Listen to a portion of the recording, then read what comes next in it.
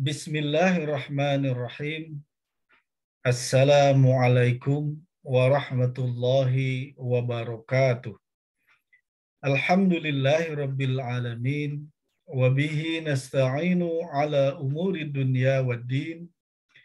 Wassalatu wassalamu ala asyrafil anbiya'i wal mursalin wa ala alihi wa ashabihi ajma'in, amma ba'du.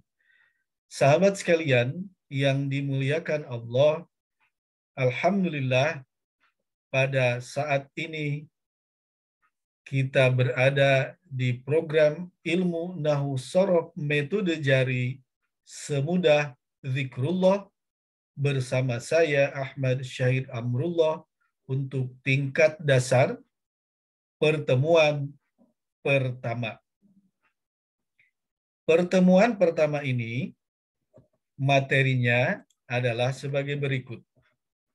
Yang pertama tentang definisi ilmu nahwu shorof, kemudian komponen penyusun Al-Quran, ketiga ciri-ciri isim, fiil, dan harf, dan keempat tentang harf jar, yang kelima bagaimana aplikasinya di dalam Al-Quran. Seperti pernah dijelaskan pada pendahuluan bahwa ilmu nahwu itu adalah ilmu yang mempelajari tentang susunan kalimat.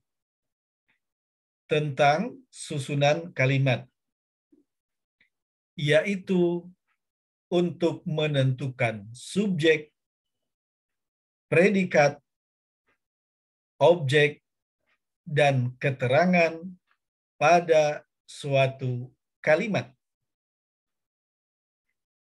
Yang kedua, ilmu nahwu itu adalah cara membaca huruf akhir suatu kata bahasa Arab. Apakah dibaca U, apakah dibaca A, I, atau sukun mati. Kemudian, ilmu shorof adalah ilmu yang menghasilkan beberapa kata. Ilmu yang menghasilkan beberapa kata dan mempelajari tentang perubahan kata. Mengapa? Karena satu kata dalam bahasa Arab bisa berubah bentuknya menjadi beberapa macam, dan setiap bentuk itu beda artinya. Kemudian ilmu shorof itu adalah ilmu yang mempelajari cara membaca huruf awal sampai huruf kedua terakhir dari suatu kata. Ada ungkapan yang ada di dalam textbook atau buku Nahwu Ilmu Shorof, yaitu Kailani, As-Shorfu Ummul Ulumi wa Nahwu Abuha. As-Shorfu, ilmu shorof itu, Ummul Ulumi adalah induknya ilmu. Apa induk itu? Induk seperti seorang ibu. Seorang ibu bisa menghasilkan beberapa orang anak. Demikian halnya dengan ilmu shorof. Dia akan menghasilkan beberapa kata. Dan setiap kata itu berbeda artinya. Lalu, wanahu, adapun ilmu nahwu, abuha adalah bapaknya ilmu. Ilmu nahwu adalah bapaknya ilmu. Mengapa ilmu nahwu dikategorikan sebagai bapak? Karena ilmu nahwu merupakan rangkaian dari beberapa kata. Kalau ilmu sorof mempelajari satu persatu kata, sedangkan gabungan kata itu membuat suatu kalimat, dipelajari dalam ilmu nahu. Sehingga ilmu nahu dianggap sebagai bapaknya.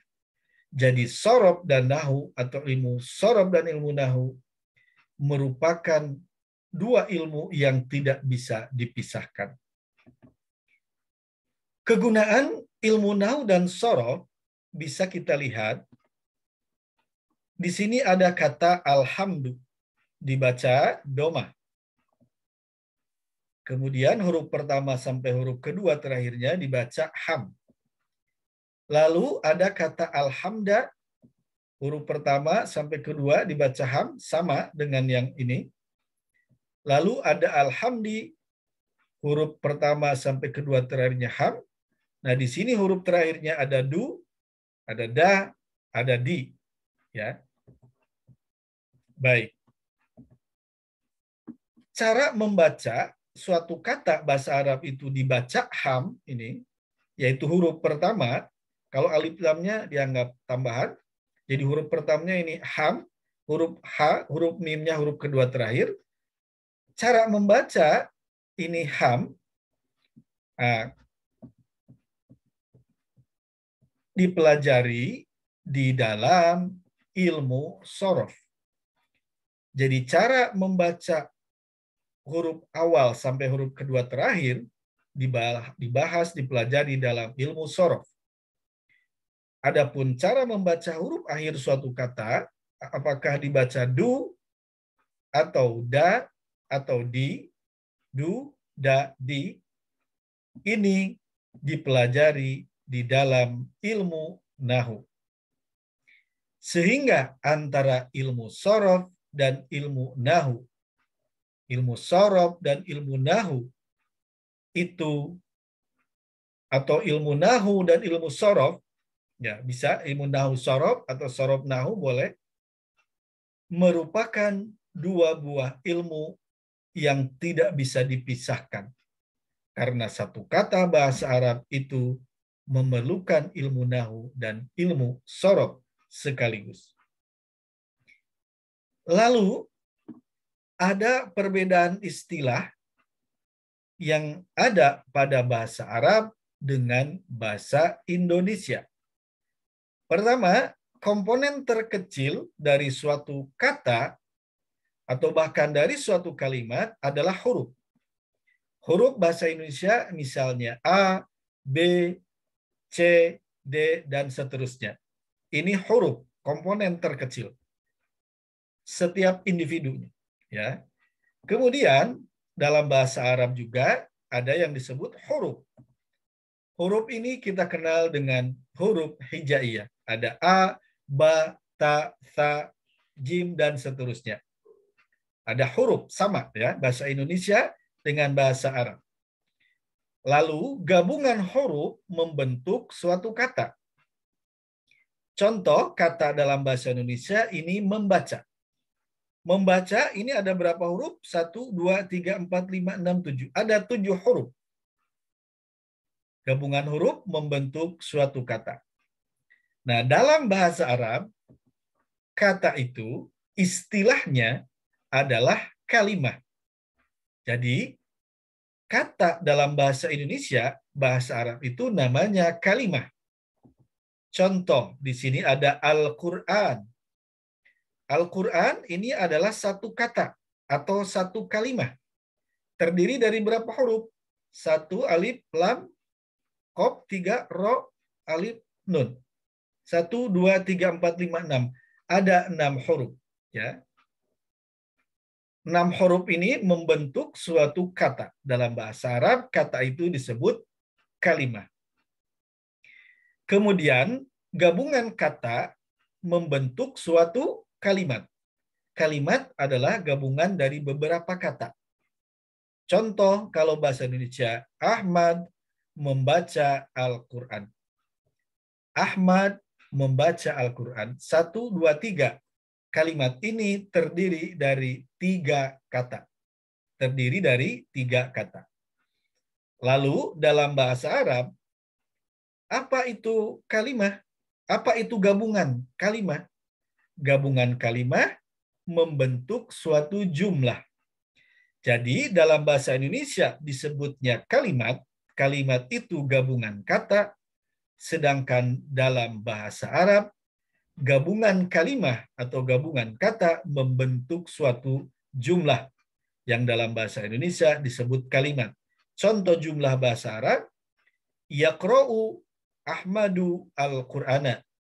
Yaqra'u membaca, Ahmadu Ahmad, al-Qur'ana Al-Quran. Jadi Ahmad membaca Al-Quran. Satu jumlah ini terdiri dari berapa? Terdiri dari 1, 2, 3. Terdiri dari 3 kata, atau dalam bahasa Arab kata itu disebut kalimat. Jadi jumlah ini terdiri dari 3 kalimat. Inilah perbedaan dalam bahasa antara bahasa Indonesia dengan bahasa Arab.